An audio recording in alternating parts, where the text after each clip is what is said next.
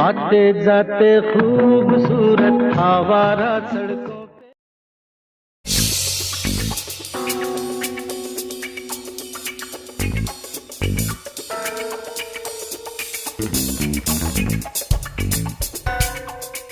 नमस्कार दोस्तों आज की इस वीडियो में हम बात करेंगे किशोर कुमार जी के एक ऐसे खास गाने के बारे में जिसे पहले फिल्म के निर्देशक यानी कि शक्ति सावंत जी मोहम्मद रफी साहब से गंवाने की सोच रहे थे, लेकिन राजेश खन्ना जी की जिद के आगे वो गाना किशोर कुमार जी से गवाया गया और फिर वो गाना सुपर डुपर हिट साबित हुआ। और एक बार जब किशोर कुमार जी स्टूडियो में एक गाना रिकॉर्ड कर रहे थे और जैसे ही शक्ति सावंत जी ने वो गाना सुना तो उन्होंने कह दिया ये क्या बकवास रिकॉर्ड की है। किशोर कुमार जी से वो इतना कहकर स्टूडियो से बाहर चले गए और जाते जाते उन्होंने पंचम दा से कहा आप इस गाने को रिकॉर्ड करने के लिए मोहम्मद रफी साहब से एक तारीख ले लीजिए। और किशोर कुमार जी शक्ति सावंत जी के मुंह से इस तरह की बातें सुनकर मन ही मन मुस्कुरा रहे थे।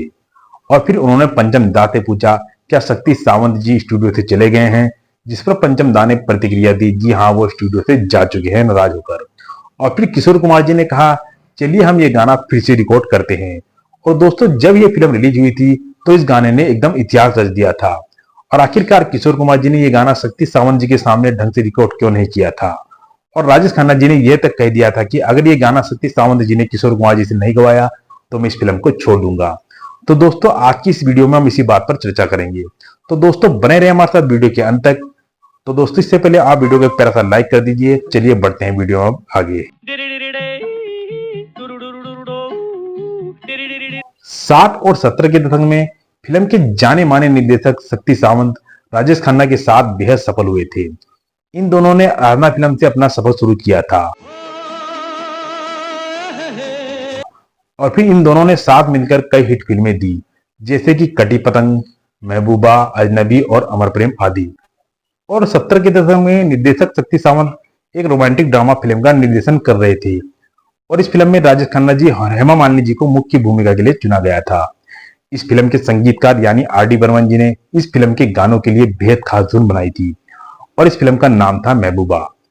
और इस फिल्म के गाने की एक धुन से शक्ति सावंत जी काफी प्रभावित हुए थे और फिर शक्ति सावंत जी ने इस धुन पर गाना रिकॉर्ड करने के लिए पंचम दा से कहा कि ये गाना मोहम्मद रफी साहब से रिकॉर्ड करवाएंगे।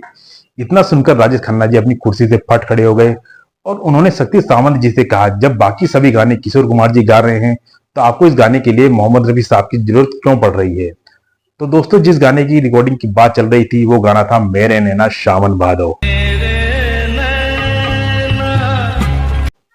और फिर शक्ति सावंत जी ने एक पल को सोचा और फिर उन्होंने राजेश खन्ना जी से कहा देखिए राजेश जी ये बात मैं मानता हूं कि किशोर कुमार जी आपकी कई फिल्मों में आवाज बन चुके हैं और आप दोनों की जोड़ी को दर्शक खूब पसंद भी करते हैं, लेकिन आप ये बात क्यों भूल जाते हैं कि मोहम्मद रफी साहब ने भी आपके लिए कई हिट गीत गाए हैं। इसके अलावा ये गीत राग पर आधारित है। क्या आपको लगता है कि किशोर कुमार जी इतना कठिन गीत गा सकते हैं।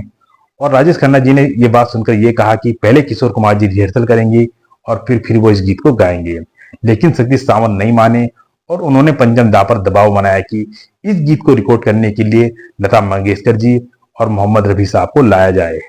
और राजेश खन्ना जी वहां से इस तरह की बातें सुनने के बाद वहां से निकल गए, लेकिन वो रात को सो नहीं सके और राजेश खन्ना जी उसी रात किशोर कुमार जी के घर पहुंचे और वो जाकर उन्होंने किशोर कुमार जी के दरवाजे पर बेल बजाई। और जैसे ही किशोर कुमार जी ने दरवाजे की घंटी सुनी और उन्होंने दरवाजा खोला और उन्होंने देखा कि दरवाजे पर राजेश खन्ना जी खड़े हुए हैं। और राजेश खन्ना जी को देखकर किशोर कुमार जी ने ऐसा रिएक्ट किया कि जैसे कोई भूत देख लिया हो। और फिर किशोर कुमार जी ने जैसे तैसे करके होश संभाला और राजेश खन्ना जी से पूछा कि आप रात के 2 बजे यहाँ पर क्या कर रहे हैं। और फिर राजेश खन्ना जी ने कहा किशोर कुमार जी पहले आप ये गाना सुनिए। और किशोर कुमार जी ने कहा आप इतनी रात को मुझे ये गाना सुनाने आए हैं, ये बात हम सुबह भी तो कर सकते थे, लेकिन राजेश खन्ना जी ने कहा आपको ये गाना गाना ही पड़ेगा। और फिर राजेश खन्ना जी ने स्टूडियो में हुए पूरे किस्से के बारे में किशोर कुमार जी को बताया और फिर किशोर कुमार जी ने जैसे तैसे करके गाना सुना और उन्होंने कहा कि ये गाना राग पर आधारित है, क्या मैं इस गाने के साथ न्याय कर सकता हूं। और फिर राजेश खन्ना जी ने कहा आप इस गाने के साथ न्याय ही नहीं कर सकते, आप इस गाने को गा भी सकते हैं।